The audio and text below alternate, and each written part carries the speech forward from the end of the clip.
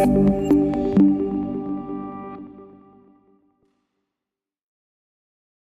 everybody, welcome to today's Agent Pursuit meeting with Greg Dudar. So today we're talking to Greg because you are known at CIR, which Notorious. where we're from, as a systems guy, which is funny because you don't necessarily think of yourselves as a system guy because you are also humble as well as being a systems guy. Oh wow! But we recently had a top producer session. There was 50 of us there, and one of the things that the group ended up talking about was systems building and scheduling your day and how do you accomplish a lot while still maintaining some balance and having a life. And you ended up facilitating that group, not by choice, but It was the Greg Dudar show. Yeah. it was, and everyone was just peppering you with all of these questions. So I thought, let's bring you to the masses, which is why we're here today. So your big takeaways after watching this meeting with Greg are going to be how to obtain a little bit more balance, get more efficient, build great systems, and still be a kick-butt realtor who gets to do a ton of business. So no pressure. That's what people are going to learn from you today. So thank you for being here, Mr. Dudar. Oh, you're very, very welcome. Thanks for having me. You're welcome. So let's go back to the beginning. Okay. You were born in a little small hospital. Yep. No, you had Tiny town. That's right. That's right. You had a diverse real estate experience. You had diverse real estate experience before even starting as a realtor. Absolutely. Tell us about your past. Well, I've always had a passion for homes. That has been sort of that common piece and thread in everything that I've done. So I started out, I'm a certified architectural technologist, so I was designing custom homes. I realized that I had no idea what I was drawing, so I actually physically went on site, as they called it, an assistant property manager, and I functionally have done every trade. So from surveying to excavating, cribbing, framing, all the way through to putting a spit polish on the house at the end. Oh, you are a good husband. So yeah. Someone's lucky. Sharon's lucky she has you as a husband. Oh. So then after I worked with a company, I decided that I would start my own. Yeah. And we did a lot of things right. We did a lot of things wrong, which, I always say that the only failure is the failure to try. Yeah. So we learned a lot of lessons, and that actually helped springboard us to becoming a very boutique renovation company that then grew into a boutique new home building company. So we were building 1.1 to 1.5 million. House only was sort of our pocket. Mm-hmm. And then completely out of the box thinking. When everybody's traveling this way, I have a tendency to go this way. It's far easier to make an impact going against the grain than trying to be one of the masses going with the grain. Mm-hmm. So through the different concepts that we had within the business and the different levels of service that we offered, especially in custom home building, that was recognized by a multinational builder. And then that builder asked for our little company to come underneath their umbrella. And they took the model that I'd created and they used it as the custom home building model for all of North America. Wow. Then the big money crash hit, Yeah. and I walked into the Ivory offices one Wednesday afternoon, and they said, just letting you know that tomorrow morning we're shutting down the entire custom division. Wow. So that was a My real... whole body has goosebumps. Yeah. So, 15 years in the building, and thanks to somebody else's name being on it, I really realized that I had no say in what was happening. So I took the time. We were at a place in our lives. I've been married for just about 30 years. I've got 2 great kids. Congratulations. Thank you. And we have, we wanted to take a look and say, what should, could, and would this next chapter of our lives look like? So I actually took the time, and my wife and I built our own house. I've involved in the building of just about 1,100 houses. So to build our own was a lot of fun. And through that experience, we ended up having to sell our existing house so that we could finish building the first house. And let's just say that through that experience, I decided it was time to get my own real estate license. Ah, interesting. There's surprisingly and sadly quite a few people who say that they became a realtor because their experience wasn't great. And there's also some people who say, I had a great realtor and I loved it. But Absolutely. Unfortunately, too many who say, I know that I can do better at this than my experience. And it's, if you do the study, they actually don't rank realtors very high on the trusted. Yeah. Totally. schedule. So I figured, you know what, I'm not going to be able to change the industry. I'm not going to be able to change the world, but I can probably change the experience for the people that I get the opportunity to help. So then at that time, I had just started doing a reality TV show that was in town I was here. going to mention that. I said you were a reality TV show star. Yeah, well, not a star. Let's just go with a cast member. You're But the after, only celebrity we know. No, thanks. So we call you a star. So we didn't get picked up after our second season, and it was time to, get back to work and start doing something. Doing the TV show is just not reality. Yeah. As I'm used to it. I was brought up in a family where you work really, really hard. You work until your work is done, and you make sure you're doing the absolute best you possibly can.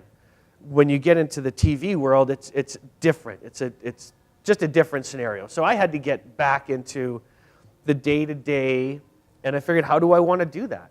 And my wife and I had talked, and without trying, we had people recognize what we had done when we'd sold our own home, and then they had told two friends, and then they had told two friends, and they had told two friends. So I said, you know what, like the MLS real estate it provides you with flexibility. We want to do some travel. We do like to do some outreach work. It provides you with the opportunity to set up your day the way that you want your day set up. It's got the opportunity to make some great money. Yeah. So I thought, okay, compared to when I was custom home building, from the day I met you to the day your warranty finished was about 4 years. So there really wasn't a lot of flexibility in that, Right. especially as a very small operation. So yeah, that's kind of how I ended up getting into MLS real estate. Interesting.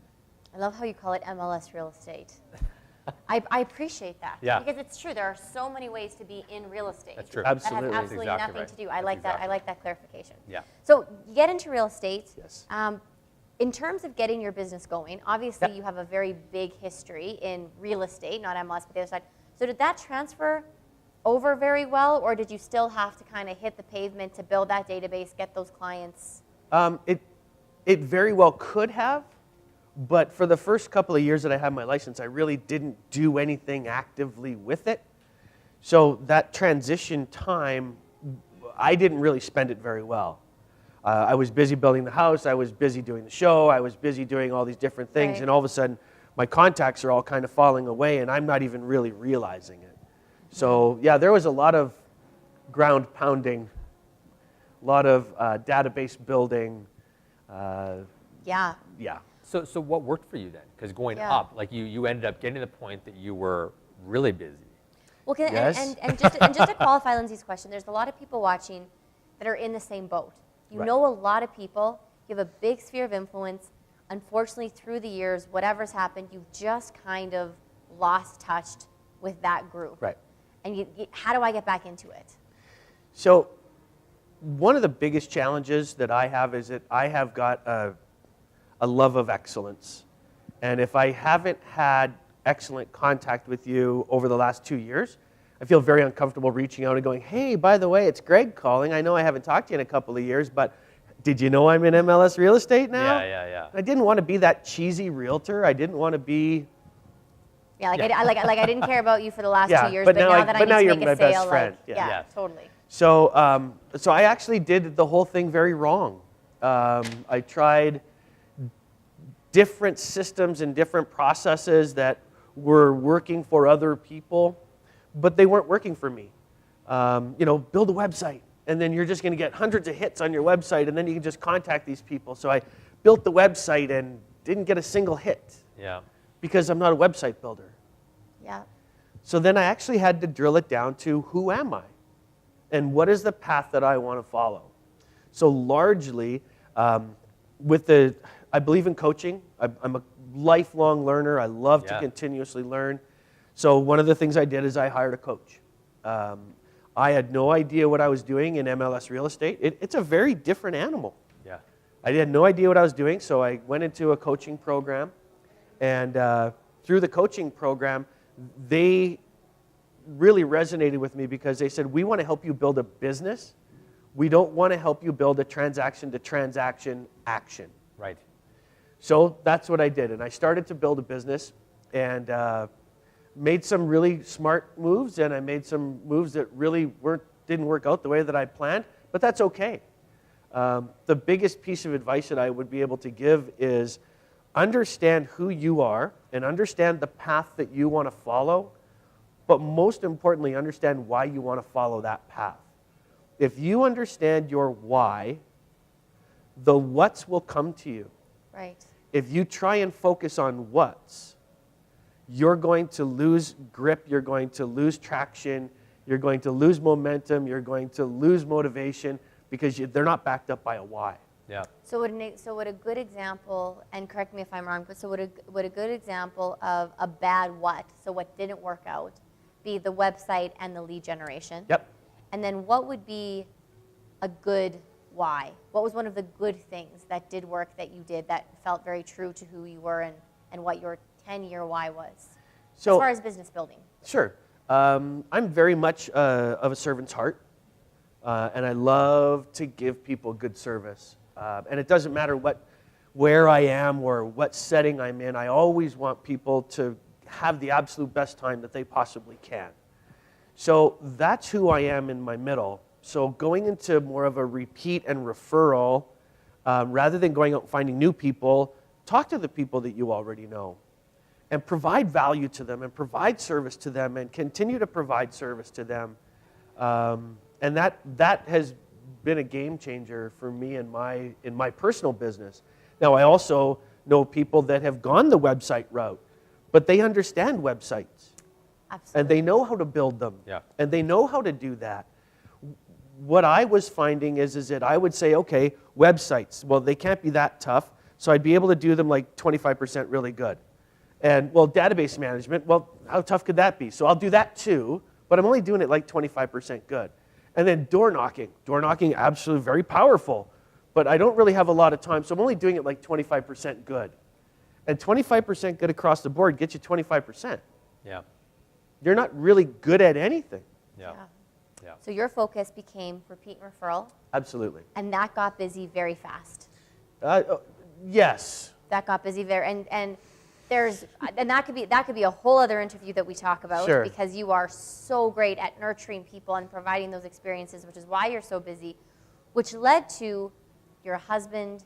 You have a lot of interest. One of the things I love about you is the story you tell, where if somebody asks about you, you never start with your career. Correct. You start about all of the other things that are about you, your family, your passions, your interests, because that's important to you. That's who I am. That's who you are.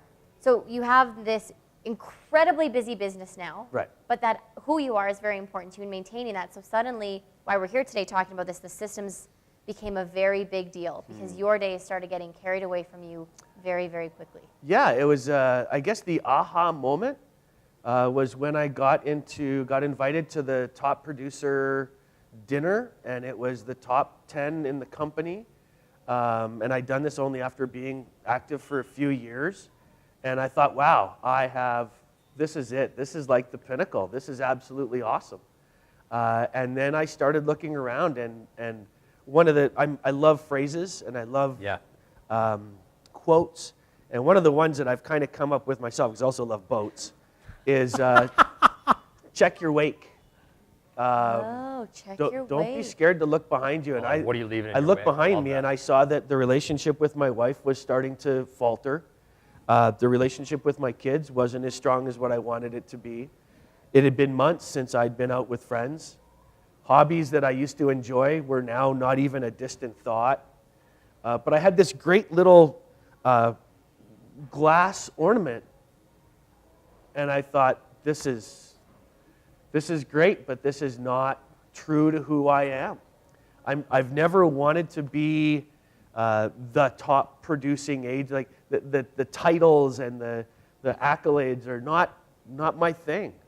If I can do the best job that I can for you and do the best job that I can for you, then that's where I get my sense of self-worth. And I felt that I needed to take a look at my priorities. Yeah, that's what I want to ask you next. And I needed to kind of not change them, just reassess them. You know, like, who doesn't want to be a millionaire? Yes. Well, now I can honestly say I don't want to be a millionaire. I would love to live a millionaire's lifestyle.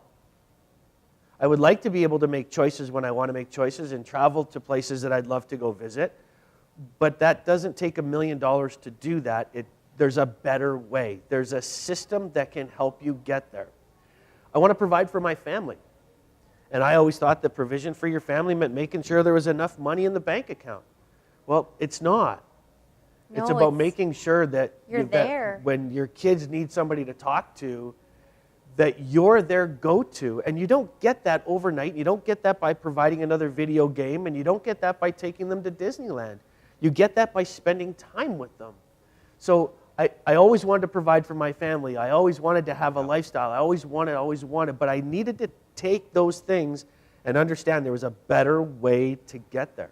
So the priorities shifted from sort of a financial and fiscal priority to more of a, I'm not going to use the word meaningful, but those softer items that make a huge deal in life. Yeah, absolutely. The important things. Yeah, the important things. Perfect. So tell us now, so then you have this aha moment where you're like, oh gosh, so financially I've reached a point that you're happy with, but it's just like, but at the expense of what? What'd you leave in your wake? Yep. And then what did you start assessing that you needed to stop doing? What were the things that you said, oh my gosh, I'm doing all of this, ignoring this, so I need to reassess. So talk about the tangibles in your business where you looked at and just said, I need to really reassess these specifics, the sort of the stop doing list. Well, I have a passion for excellence. I'm getting better because it used to be a passion for perfection. Yes, they're different. There's a huge difference. Yeah. So I'm getting better. I'm a recovering perfectionist. Nice. So I needed to stop doing everything because I felt as though that if I was doing it, it was the best that it could possibly be done. Yes. Because it was the way that I would do it. But then I started to realize after my website didn't work and after my door knocking didn't work, that maybe I'm not the best person to be doing all of these things. Totally. So then what I've done is I've actually built a great support core who are the absolute best at what they do and so far exceed anything that I could ever do. And by being able to delegate that to other people, now I can capture that time and put it back towards the things that I'm excellent at doing. And I remember I remember speaking to you when this transition happened, and I'm very much like you. I hate to delegate, and I hate not to do something myself. Hate it. And it's a disease. A disease isn't the right word, but like it literally. That's the right word. He knows how bad I am. But it almost makes you feel a little bit sick. Like letting go of some stuff and trusting is. You have struggled with it. I know because let's talk a little bit about your team. You hired on an assistant. Sure. You started working with some other people, and that was hard in the beginning for you. I remember that was really hiring hard. them was easy. Letting them do anything was was really the hard part. Totally. I'm the same way. I had like 20 staff, but none of you can. I want you there, but none of you are actually going to do anything. Yeah. So giving other people the opportunity to shine really has taught me a lot. I'm good administratively. I'm good creatively. You know those tests that you do where you've got the four quadrants and you. So my dot, I've done this 4 times, and my dot is dead center of the graph every single time. My dot's dead center of the graph too. So, no way. Just so my you dot know, is not dead I center. thought it was so unique. They call this the heart attack condition or the ulcer condition. I didn't look at that. I didn't know. Because you want everything, As I brag right? about being right in the center. You want it fast, but it has to be perfect. You want it perfect, but it has to be inexpensive. You want it inexpensive, but you want it fast. And those dots don't connect. Yeah, that's how I feel about it. Right. So then, rather than seeing this as I a can problem, leave now, and Greg will just finish off with this. you can come to my support group. That's right. He's like, please go to support group. So what I understood is that while I am capable of thinking in all 4 different quadrants at an equal strength, that's not necessarily what my strength is. Right. If I was to take somebody like a Lindsey, who's that energetic, that marketing, that go-getter kind of a person, get it done guy, whose dot is right up there, which Yeah. means that he really kicks butt at that Absolutely. dot. Totally. Far better for me to let Lindsay Yeah. play in that top quadrant than for me to pretend that I can play in that quadrant. Yeah. So then I stopped doing everything. And realistically, I've broken the business out now into what do you need a real estate license to do and what don't you need a real estate license to do. Let's talk about that. Okay. Because I think for a lot of people listening, that is a really big one in terms of being like, what is it that I need to do and what is it that I don't need to be doing? Let's table that for 1 second, because Okay. that's a Okay. good question here. Let's Okay. begin the process. How'd you begin? Oh, sorry. But let's go into, paint a picture for us really quickly about you're busy, you're focusing on the wrong priorities, and what did the day-to-day look like there? And then take us to what the day-to-day looks like today. Oh, okay. Absolute night and day. So what is, paint a picture for us of the day-to-day, because I think it might resonate with some realtors Yeah. who are out there. They're living the whirlwind and That's the chaos. true. Right. So previously your day starts at what time and what does it look like? So I'm not a morning person. Yeah. Never been a morning person. And my days, when I was first starting out, my days would start between, I take about an hour in the morning and I do a private reading time and a prayer time, devotional time. Nice. And then I start at about 9 o'clock. And then I would, start doing things, and then I would work until about 5. But I was just new in real estate, and I really didn't have a lot to do. Yeah. So by virtue of the fact that I love being busy, I built a lot of steps into a process that are completely unnecessary because it made me feel really good. So then, and I've got this thing in the back of my head where regardless of how busy I get or how many clients I have, not a single one of them will receive a lesser level of service than anybody else prior to them. Right. So then the businesses start to pick up and 2 friends tell 2 friends and I start getting a little bit better at what I'm doing and you learn a little bit more and you learn from your mistakes and you learn from what you did right and everything's ramping up. So now I'm getting up at 7 and I'm going with my private time until 8 and I'm working until 6:30 or 7 o'clock at night. And then you continue to go and you continue to go and pretty soon I'm getting up at 7 o'clock. My private time now is down to about 20 minutes. I'm tired and I'm working until 7, 8, 9 o'clock at night. And you're not going to the hockey games, you're not going to the soccer games with your kids, and you're not going on date night with your wife. And then it got to a point where I was getting up at about 6:30, no private time, and working through until 8 or 9 or 10 o'clock at night. Later, if you're working on a deal, Yeah. and then going to bed and thinking about all of the things that have fallen off the cart because you haven't had time to do it. Just lie awake in bed. Yeah. And so now you're not sleeping, and then you wake up, and then the next morning the phone rings, and you go, "Oh, are you kidding me? Another client. The last thing I want right now is another client." You start to resent the business. Oh my gosh, it was ugly. It was terrible. It was just terrible. And what do things look like now? I get up about 8 o'clock, and I have about an hour of private time, and I typically work until about 5 or 6 o'clock at night. Of course, if you're working with a client on a deal, that goes later. Typically, I don't work on weekends. I've just figured out systems and processes that where my clients are actually receiving better service now with me doing less than when I was doing everything. And That's beautiful. the business just continues to grow. It's just, So now take us back to the beginning, because your question is Okay. perfect about, you said you divided up in the business into different sections. Yes. Unlicensed, licensed. Tell us about that. so I realized that a good chunk of my day was spent doing things that I didn't need a real estate license for.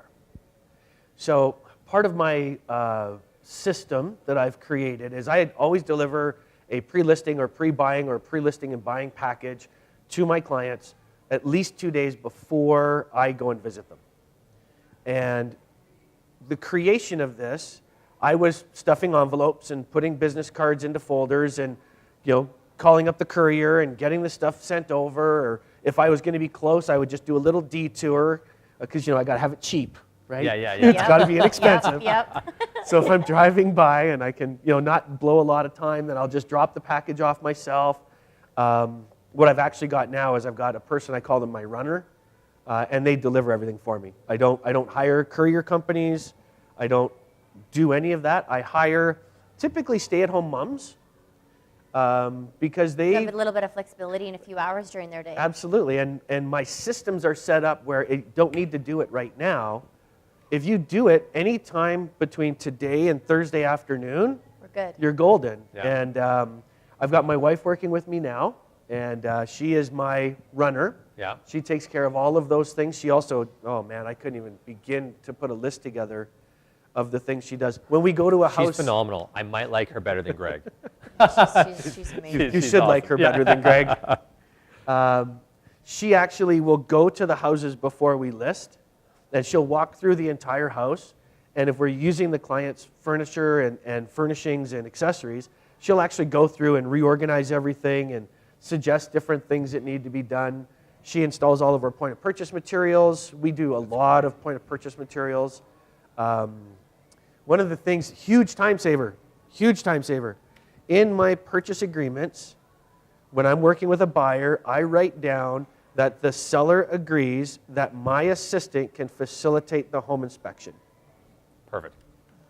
Oh. So now Sharon goes and I give her a one-day code, or get a one-day code from the other realtor. Yep. Give it to Sharon. She goes and she spends a half an hour on the road, 2.5 hours at the home inspection, and a half an hour afterwards doing that, which not only does it free me up, but it also gives my clients the peace of mind that I'm not influencing the inspection.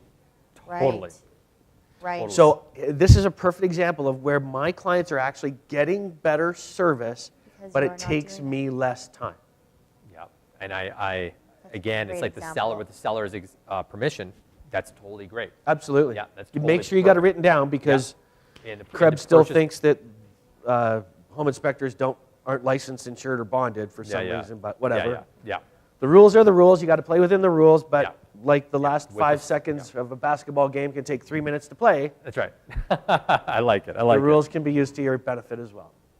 So that's great. So you started dividing up these tasks. And as far as what was still very important that you did, Yes.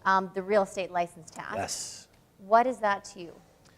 Well, actually, I took everything. So we have a mantra in our office, and it's everything on purpose. So every single thing that I do, I make sure that it's done on purpose. If I'm going to have a phone conversation with somebody, I actually will take time to role play that conversation in my head or with somebody else if they're there, to try and direct the conversation where I believe the conversation needs to go. Having that practice allows me to take my conversation that would have been 10 minutes, becomes 3 minutes. 3 minutes of practice makes it 6 minutes. So I'm still 40% ahead, and I'm achieving the goal that I was after. So again, achieving more, doing less. Well, it means you might not need a second call if the first call doesn't go well. And the second Absolutely. call could be 20 minutes. Yeah, and how many times have you been on the phone and you say something and you go, oh, that is not what I should have said. Yeah. Yeah, so those moments are gone, which then adds to the client's sense of professionalism and my care and attention and how much I really want the best for them, not the best for me. Yeah. So tell us about the who part of it now, Okay. because you had your wife Yes. working with you. Who else did you feel is a necessary part of the team, whether they're full-time staff or part-time or people you call upon to help you out? Well, I've got an administrative guru. Love it. I'm good at administration, and she blows me out of the water. We just listed a house in West Springs, and so all of our emails are all templated. So every time it gets sent out, you're not rewriting anything. Perfect. You pick it, you change a couple of names, you send it with the attachments. But she'll actually go in and to Shane and Kathy, the people that we just listed, she added a question. She goes, just confirming that the HOA fee is still $210. And I'm like, HOA fee? I didn't write anything down about an HOA fee. But she actually went back, took a look at the old listing, saw that there was an HOA fee, put it in Perfect. there for me, asked the question, made sure that it's in the listing. The client is getting way better service, Yeah. and it's not me that's doing it. Well, and part of her job is to do emails on purpose. Everything's on purpose. And that's so I love that because it's not just, and now we send these emails. It's Right. your job is these emails on Right. purpose. So the care and dedication that goes Correct. into that process is her world. So and again, systemization and automation are the two things that are going to save time. It's the only thing that is keeping me down to a truncated number of hours in a day. How many email templates do you have? So Gabrielle would know. Ish. Plus minus 20? 70. Wow. That's great. Yeah, if you need a referral to a lawyer that is downtown, so You have it. Wow. because I'm so systemic, I've actually recreated the entire information management platform within I call it as a partnership. Yeah. And now, whether it's on my phone, whether I'm here, whether I'm wherever, Gabrielle can be wherever she is. She's my administrator. Wherever she is, she's got access to all of these different things. You go into the new platform, you go into referrals, copy, paste, or attach, send it to the client, and it's gone. The information is up to date. Everybody knows what the information is. Everybody knows where to get access to it. She doesn't have to phone me. She doesn't need to call lawyers. She goes, okay, where would you like? So somebody asks you for a referral to a lawyer. And our first question is, fantastic. Would you prefer to have somebody down by where you live in the southwest end of town? Or would you like somebody in the downtown core? Another level of service. Yeah. But how long did it take us? It takes 3 seconds for a phone call. She goes and grabs a template, cut, paste, send, gone. Yeah. 2 minutes. That's incredible. Yeah, so I try to systemize every single thing. When we go live with a new listing, we send people an update email through Matrix to let them know what's going on in their comparative market. In that email, the template is already written to give them all of the instructions as to how to sign up on showing time. Perfect. So everything just goes and flows. And this is another thing that I didn't have to do. And more importantly to me, because I want everybody to have phenomenal service, we don't miss steps. Yeah. Okay, Gabrielle, this is for you. I do miss steps. Thank you very much for telling me that I've missed steps and sending me. So we use a program. It's between Sharon, Gabrielle, and myself. It's an automatic reminder thing. So if I forget to do something, is that a certain app or piece of technology? And it all ties back in Google Keep. Google Keep. Okay. Yeah. So we use Google Keep because it ties into our platform, which is now it's called FileStream. Okay. And that's where you keep all your documents? Everything. Okay. Everything's in FileStream. Nice. Yeah, and that's a wow. Well, you told me about you keep your photos, everything you have is in there, your life. Everything's in there. Yeah. So Sorry. Please, no. And then before a possession, what we do is we actually will, little old school still, we're going to update this, but we still burn CDs that has got the client's name and their residence address, and thank you for letting us help you achieve more with real estate. It's kind of our catchphrase, achieve more. Yeah. And then we have all of their pictures on there, and we've got all their documents on there. And out of the hundreds of transactions really we've done, I don't think any single person has ever looked at it other than for maybe the pictures. Mm-hmm. Doesn't matter. But it's a constant reminder that, hey, real estate, who should we go and call? Who should we talk Totally. to? Yeah. Some Or people even say just the send peace an of email. mind of knowing that, like, worst case scenario, it's all on that CD, and I don't need to fuss with. Yeah. It's with all the paper. When we bought our house, and I think of all the paperwork that I had to touch, and you should have hired a good realtor. Should have, coulda, woulda. But it's mentally stressful. Like that's just Absolutely. that's just nice peace of mind to hand to somebody. So for me, because I love technology and everything is automated, everything's systemized, I figured, great, we'll just send them an email with a link. Yeah. And my wife and I are not the same. My wife uses technology, but it's not her best friend. She says, why don't you just give them a disc? And I thought about it, and I said, okay, well, why wouldn't I give them a disc? It's something tangible. It's something that they can see. Totally. When they open up the drawer in their desk, they're going to see For Real Estate Partnership, which is the name of our group. They see all of these different things. It's constant reminders. And it's something, and they're reminded of the service, they're reminded of the experience, they're reminded of everything. If I send really you great. a notepad with this on it, Yeah. probably not going to make it to your fridge. Yeah.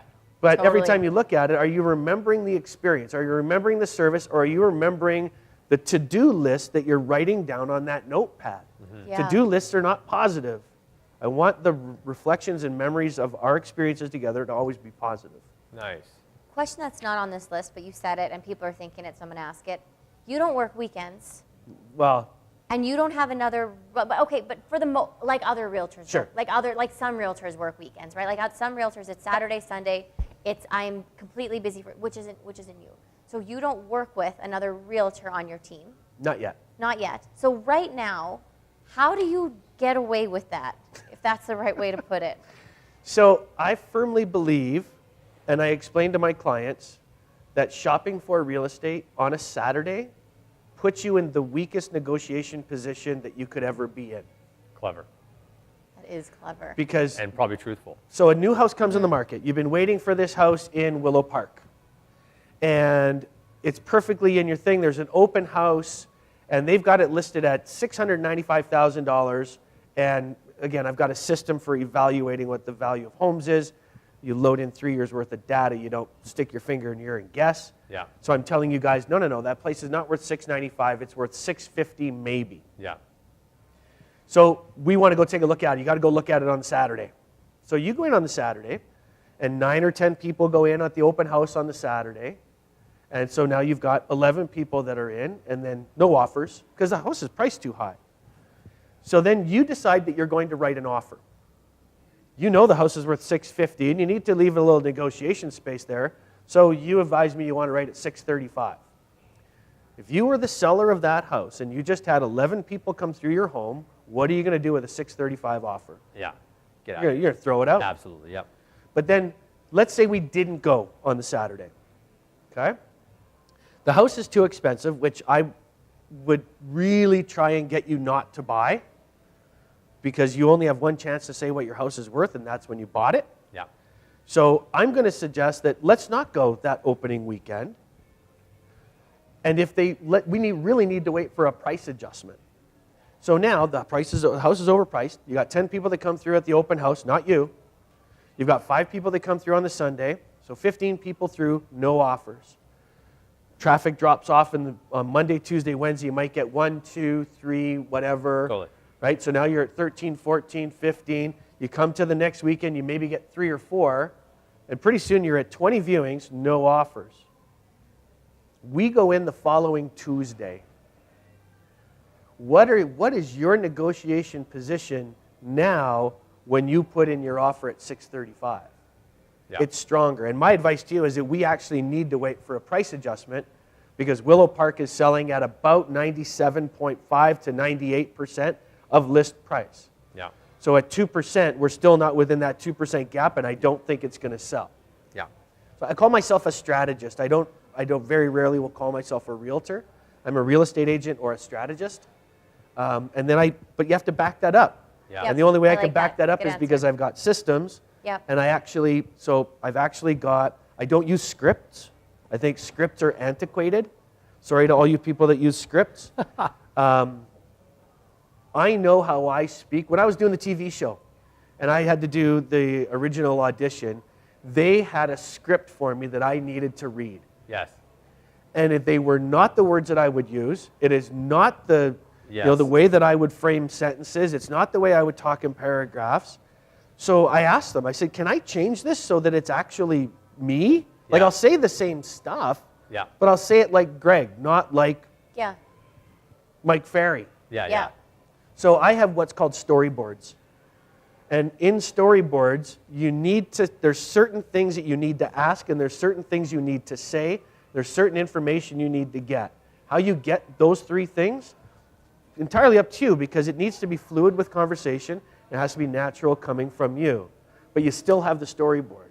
Yeah. Love it. So in the storyboards, I talk about when we sit down and we find a house that you're going to love, this is what's going to happen. This is how I'm going to create this. I will tell you what the difference is between listing price and selling price so that we know what that gap is. And then 2 weeks later, all of a sudden we're in that position and I'm doing exactly what I said I was going to do. Yeah. Love it. And I've got all the backup, and I've got all the systems, and I've got all the processes, I've got all the data. You can talk to somebody who loves data, and I'll go through an entire sheet, spreadsheet format with them, and they just love it. Yeah, yeah. And then there's other people that hate data, and I'll look at it and go, see all this stuff? You don't ever have to worry about it. Because I'm taking care of all of it for you. Yeah. And they go, thank goodness. Right? So, and again, this... But still showing it matters. So going backwards, again, part of the system is that you have to understand the personality type of the person that's sitting across the table from you. Yes. Yeah. You cannot treat everybody the same way. You will not have the same success. So would you say, are there some specific systems in your business that have made higher impact with others? You're like, here's a couple I can live without, but these ones are just absolutely critical. Maybe let's say your top 2. Okay. I'm sure you have many. I do have quite a few. I would say that my best by far is my database, my client relations management that I use. As for which one to use, I tried a couple of different ones. Yep. I really don't think there's a lot of difference. The beauty or the strength in a database is not in what the database can do. It's what the database can do with the information that you put into it. Totally. So I've created my own, I have an automated process by which I keep in touch with people for 5 years after they've either bought or sold. Mm-hmm. Of those connections, we call them touches in our office, out of that 5 year of connections, about 20% of them are phone calls. So I keep in touch with people. Our program, our Touches program, is designed to touch every client 32 times a year. Wow. So out of that, I'm talking to them physically, either face-to-face or on the phone, 4 to 6 times a year, depending upon, okay, so we've got everybody categorized as to whether they're an advocate, whether they're a supporter, whether they're what we call theory of 1,000 jolts. They'll refer you, but they don't really care. That's not their thing. They're not invested in your success. Correct. And I've got other people that... Raving fans. I got a text message as I was walking in here from a couple that I helped move into a condominium up in Citadel. And she says, hey, just letting you know that I passed along your card to another one of my coworkers. She's probably given me 7 or 8 referrals. Wow. So she gets more face-to-face, more communicative than other people do. Again, it's what can I do and where can I spend my time? And the way that you structure your database, your algorithms that are in it, everything does it for you. It moves people to the top based off of ways you rank. Okay. So I wake up in the morning. Yeah. I do my hour. Yeah. I then open up my database program, and I've got a task list. And I've got 7 or 8 tasks. That's the first thing you touch is your database task list. Absolutely. Yeah, emails. Oh, that's another story. So when I hit my database task list, I'm sharpest in the morning. Mm-hmm. But not right when I wake up. Yeah, fair. Yeah. So that's when I do, after I've been up for an hour and I've had a cup of coffee, I can really get a lot of stuff done because the first part of my day I'm largely in control of. The last half of my day, somebody could want to go and write an offer. Totally. Something could happen on one of my offers. You don't know what's going to happen. Between 9 and 11, I pretty much know what's going to happen. So that's when I hit all of my task lists. Nice. And I'll wake up in the morning, I'll get to my task list, and there might be 7 things there that I need to do. And I know that I need to do these 7 things. Those are the most important things. Next best steps. That's another huge thing in our office. What's your next best step? Yeah. So as long as I do my 7 things, the rest of the day can go to pot. And I've had a fantastic day. That's great. Can you share the software system that you use now for your CRM? Yeah, so I use Morse Marketing. Perfect. And the reason that I chose Morse is because it also ties in with a newsletter mailer. So that's the iExact system. Yeah, the iExact system. Yeah. Perfect. Yeah, they're great. Yeah, and it's people have had a lot of success with them. And I've got, again, I can send you an email newsletter and it hits your inbox and you just kind of cull through stuff real fast. At least I do, so I think everybody does. And you might read it, you might not, whatever. But if you get an addressed piece of mail and you open it up and you go, oh, it's Greg's newsletter again, and you rip it up, I've already made that impression. That's one of our touches. Somebody's done something with it. Even if it's throwing it in the garbage, they've still touched and done something. Do you remember back when I was in school, it was a long time ago, they used to tell you to write down on your chalkboard the notes that you had because it would help you remember. Yes. So the more senses, again, I did a huge study on how the non-conscious mind works. The more senses you can engage in any experience, the stronger impact it's going to have. So having somebody physically open an envelope or even take the envelope and throw it away is far more impactful than an email. I love that. I had a client told me we were wasting our time by keep sending them that envelope. And he got divorced a year later. Yep. And it was just like, hey, Lindsay, how's it going? And I'm like, oh, Really? look at that. Yeah, that's a So buddy it's- of mine. So Yeah, and Good. we have, so what we've done is we've actually branded candies that we leave in each one of our houses that we have listed. And from the marketing on the package of the candy, I actually got a client. Beautiful. So again, I'm not going to go to Safeway and grab a handful of Werthers and put them in a bowl. Everything on purpose. Candy on purpose. yeah. Candy on purpose, pens on purpose, I love it. feature sheets on purpose, everything on purpose. So we have to wrap up. We're at Okay. time. So we missed it. We missed a few things. We'll have a Greg Dudar part 2, promise. If you were to give one piece of advice to somebody who has no systems and are running in a complete sense of utter chaos. Chick with they- their heads cut off, busy Yeah, as they don't hell. even know where No to idea. start because they're so busy that thinking of implementing a system, they're too busy for that. Right. What would your starting point be? Because you've been there. Well, my starting point was taking about 4 months and not really doing any real estate and starting to build the systems. Yeah. For people who can't afford that. That was not, and I would tell people never do that. Okay. I don't think Don't that do that's a that. good choice. Yes. Yes. That was one of those things that I tried and Yeah. it didn't work so well. Boy, what would the first thing be? Understand what your path is. If your path is going to be repeat and referral, then you have a database management program. That's the first thing that you need to do. Systemize that because your Correct. business is going to be X. Understand your why. And then once you understand your why, I'm a person who loves the internet. I'm a person that loves Facebook. I'm a person that loves door knocking and meeting my neighbors. I'm a person that loves being involved in my community. Dean and Loanne, they're killing it in Mackenzie Town because they love their community. Yeah. But that's who they are, that's who they're true to, and that's what they focus their time, their effort, and their energy on. Yeah. So pick your why and then choose to focus your time and Correct. energy on that. You have to know what your why is. And actually, to add to that, you mentioned taking 4 months off, and well, that's an extraordinary amount of time for that. Freeing up a little bit of time, maybe the buyer sign calls you get, you refer out to another agent. You have to create that piece of time so you have a little bit of white space in your calendar, as we call it, in order to sit down and say, okay, what's my next action step? What's the next best action step I can take on this? Because otherwise, it'll always be that whirlwind. Absolutely. I've seen many people that have to take a 10% hit to their income in order to, or even more, but in order to free up their life moving forward. Right. Half step back to take 10 steps forward. Right. So- So what I can tell you is that when my systems first started, my two favorite words in the world are effectiveness and efficiency. My systems were somewhat effective, somewhat efficient. My systems now are highly effective and they are highly efficient, but it took me years Yeah. to get them there.